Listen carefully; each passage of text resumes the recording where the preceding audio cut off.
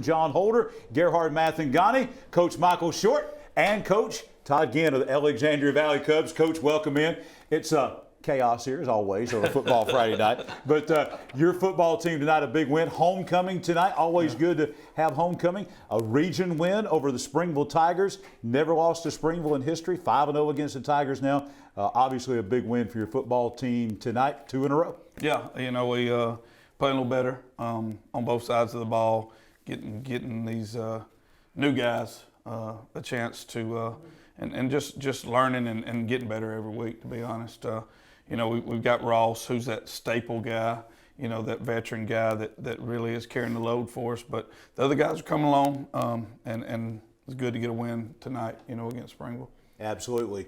Gerhard, we were there. We got some highlights of the game tonight from out at Death Valley in Alexandria. So let's jump in and look at some highlights of that 33-15 win by the Valley Cubs over Springville. Yeah, absolutely. So first look at this game for all of us. Let's go to Death Valley here.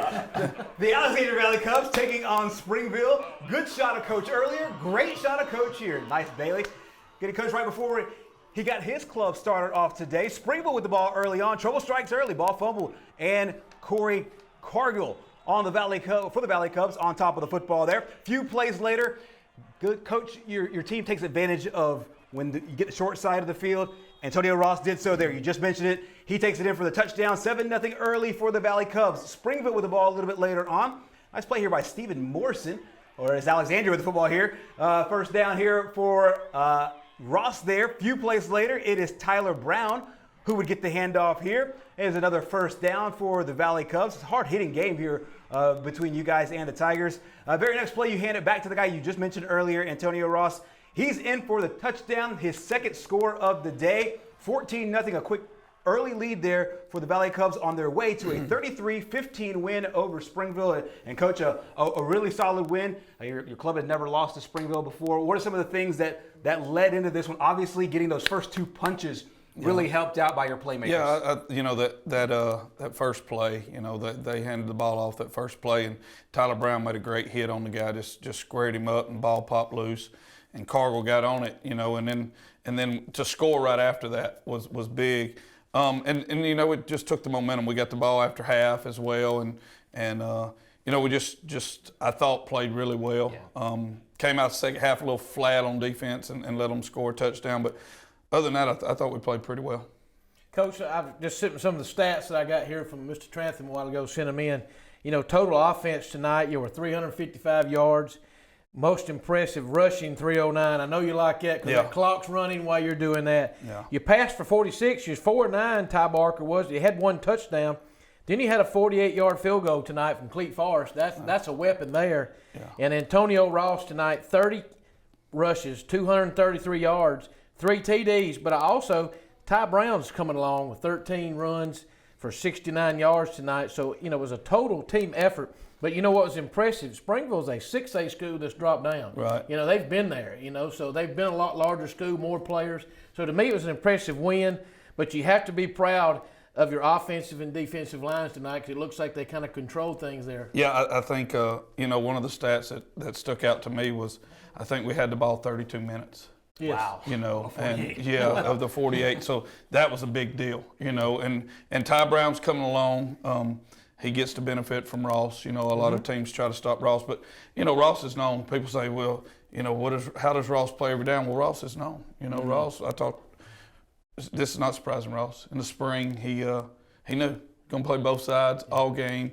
And that's just the way it goes, but I thought the line blocked well. I thought we played better. You mentioned line. I thought we played well on both sides. I will say this. I got hit probably harder than I've been hit. We heard about this, Coach. Even when you were a player? Go to the Anniston Orthopedic Sports Clinic. I don't know. Go in the morning yourself. I don't know when I was a player, but I'm older and bigger and fall hard. Can't move as fast. Right, but Ross, there was a play coming, and I just knew it was going to be. I was glad it wasn't. But there was a play coming to our sideline. And Coach, you've been there. Yeah. You start looking, and there's nowhere to go. Nowhere to go. You know what I mean? There's nowhere to go, and you don't know what Ross is going to do. And the guys kind of grabbed him and spun him, and it was like, okay, here it is. So I took it, and I don't know. Headset went one way, I went the other way. But I can feel. I know I'm going to show my age, but there's some ointment in my future. 100%. You know what I mean? It's coming.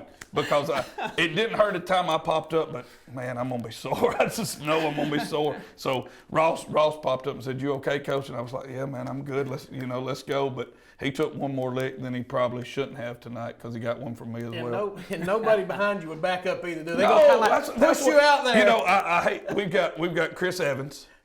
Yeah, standing here. We got Jacob Fuqua, who played at UAB, standing here.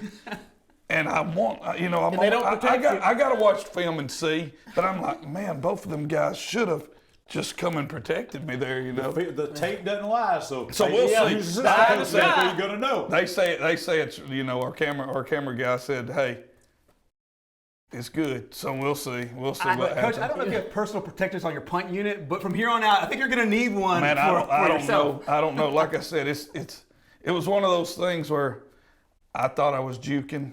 But I've lost a step, man. It was tough, but I got smoked. And one thing I got to mention, because I wasn't able to cover your game tonight, but I watched some highlights here, and just from those highlights, I was very impressed with your outside guys blocking. They were downfield blocking, which makes those long runs happen. Well, I know the point of attack, but it looks like your receivers are starting to block more out there on the perimeter. That's one thing, to play, and I think that's everybody, but in new age offense, gotta have it. We're going to put guys out there that block first. Mm-hmm. They're going to have to block. Mm-hmm. You know what I mean? So when a lot of these guys, you throw it around, and we put guys out there that are going to block. And they do a really good job. And Will and Jake, they put us in a lot of positions. Jake puts us in defense, and Will offense. We watch a lot of film. We prepare and try to get the most out of our guys. Coach, we know this is a big region game tonight. 5A Region 6, and we're going to take a look at the region standings right here in just a second. You played Moody closer than anybody has, and then you've got 2 region wins in a row. You beat Lincoln last week. You win tonight against Springville. As we look here at the updated as of tonight, and we head into a non-region week next week, kind of your assessment of this region right here. Well, I knew, I knew coming in that we were going to be in a pretty good region, and you just look. Coach Short said it a while ago. Southside and Springville. You drop down, guys that drop down from a classification, just get ready. You know what I mean? They're usually got numbers. They're used to playing in bigger schools. So I figured, and then you add those to Leeds, and then Lincoln. And we played Lincoln last week, and man, they got dudes. Yeah. They have dudes. Yeah. Got dudes all over the field. And I was really pleased tonight because we beat Lincoln last week, and then I thought, and I still think, we win tonight, we're probably in. Right. You know what I mean? Right. That was my thought process. Mm-hmm. And,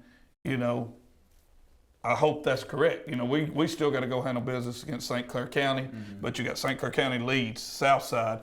You know what I mean? One of those will for sure put us in, So I was really happy for our guys tonight because, heck, every year we're expected to be good. Yeah. And that's just so tough. And, that's just so tough, when you're expected to be good every year, and it's just really, really tough. And I'm really happy that, I thought we will continue to get better, and we work hard, and the guys are continuing to get better. So, Coach, but that expecting to win is real good to have. Oh, 100%. When you don't have it, 100%. It's very hard to get it back. 100%. A lot of people always talk about pressure after your dad and this, that, and other, and that's what I tell them. I said, look, we're so competitive, you're never going to put more pressure than we're going to put on ourselves. That's right. So, we don't matter what happens the year before or the year, we're gonna expect to put a product on the field that's going to play hard and try to win. But you said the question, you gotta win the games you gotta win to get in. That's right. And then we start positioning ourselves to where we're going to end up. Right. First, second, or third. Right. You got to get in there first. That's right. And then let's jockey for position and see where we can end up. Then y'all assistants can start looking at the playoff bracket. Y'all do that. I'm not looking at that. We got to get in. That's right. Hey, man, that's one of those things I learned from Dad a long time ago because Dad'd get mad at me. I was a young coach. Daddy, you ain't gonna believe who we crossed with this. And he'd just look at me and go, Cross? What? We ain't got there yet. Cross, we ain't there yet, And he's thinking, why don't you shut up, Todd, and worry about this next game? You know what I mean? Right. Don't worry about that cross. Don't worry about that. You know, so I've quit looking at all. He taught me a long time ago, hey, worry about the next game.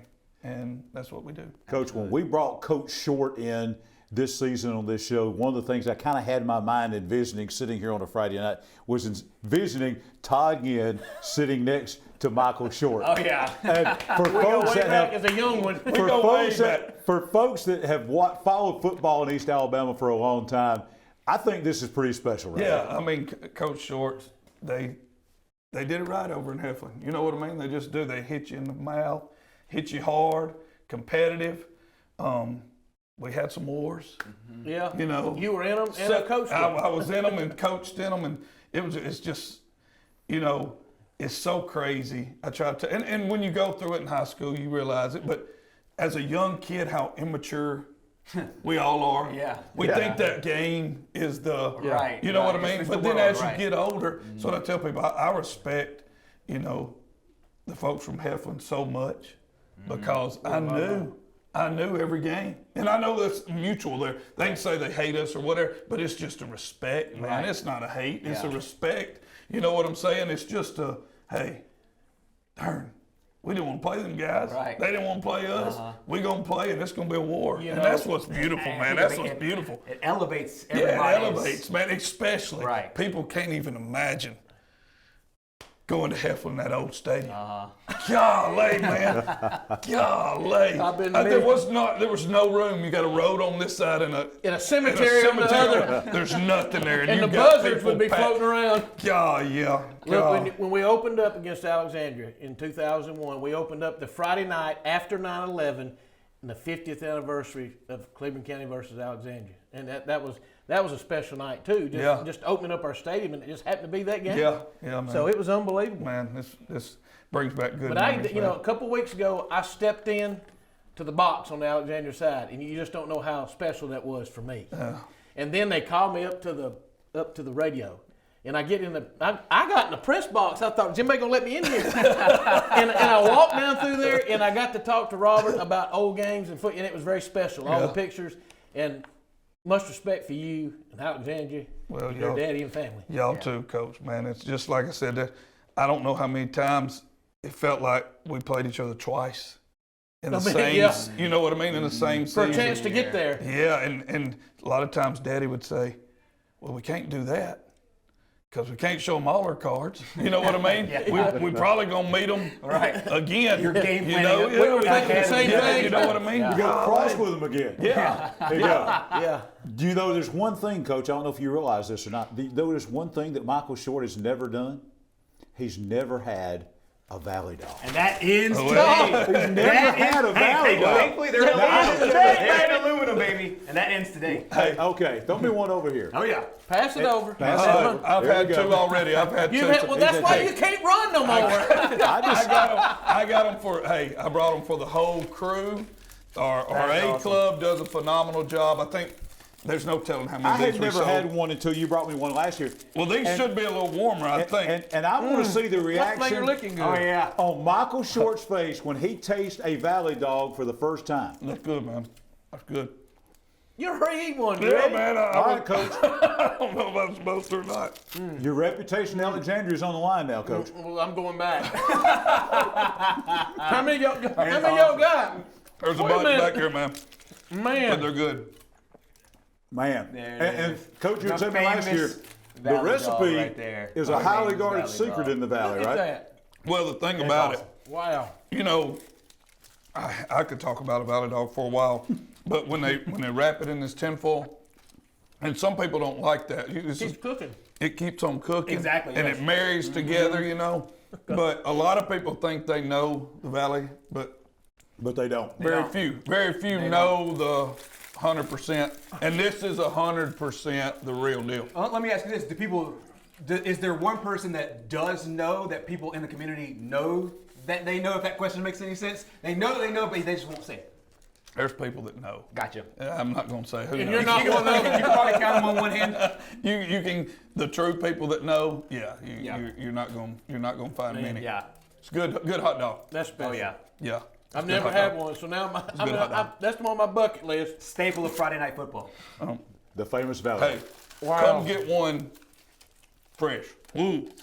That's pretty good. How can it be much better than this?